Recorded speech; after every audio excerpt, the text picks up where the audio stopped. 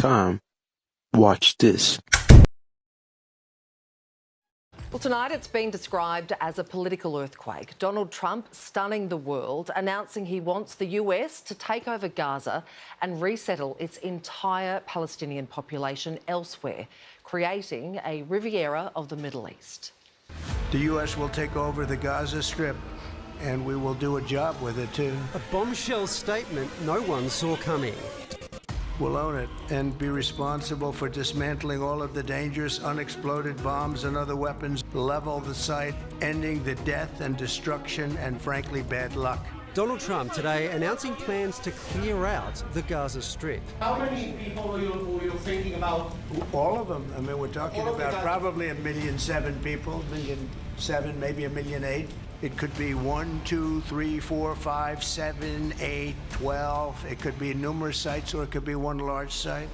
The US president envisaging Gaza as a paradise for the, quote, world's people. Everybody I've spoken to loves the idea of the United States owning that piece of land, developing and creating thousands of jobs in a really magnificent area that nobody would know. The Riviera of the Middle East. And if the Palestinian people refuse to move, Trump hasn't ruled out sending in US troops. You are the greatest friend Israel has ever had in the White House.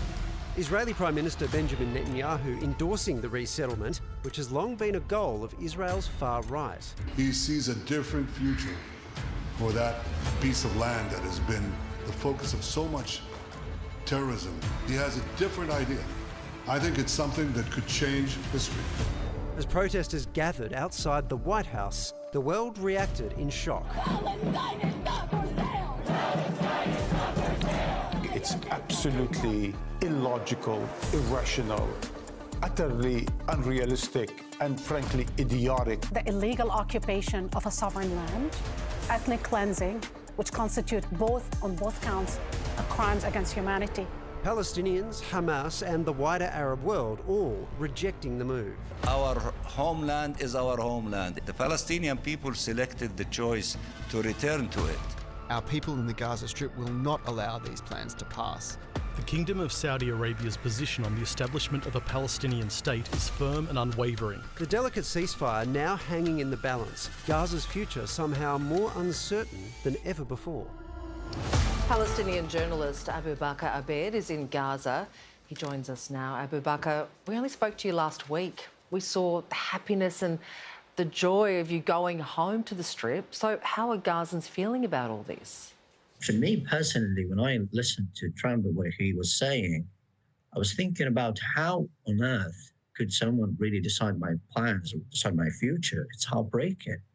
I've stayed here. I've survived 14 months of war, 14 months of absolute horror, and I didn't really lose hope at all. And then Trump wants to take me out and clean all the entire Gaza Strip from people.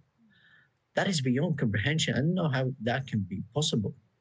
Gaza has been turned into a wasteland. People have to know that. People are using their bare hands and just simple devices to remove the rubble, clear up the rubble from their houses. They need years until they can finish that. People are still afraid. People are still frightened. Their faces are smeared with dejection and desolation. People are not aware of that. People don't know that we, as Palestinians, have borne the brunt of this war, although we were not a party to it. And now we are just being brutalized. We're simply the most traumatized people on the planet. Now, I can tell you, I don't feel a human at all. I don't feel a human at all. People are here just trapped in a bubble of terror, in a bubble of suffering and pain that is endless. Abu Bakr,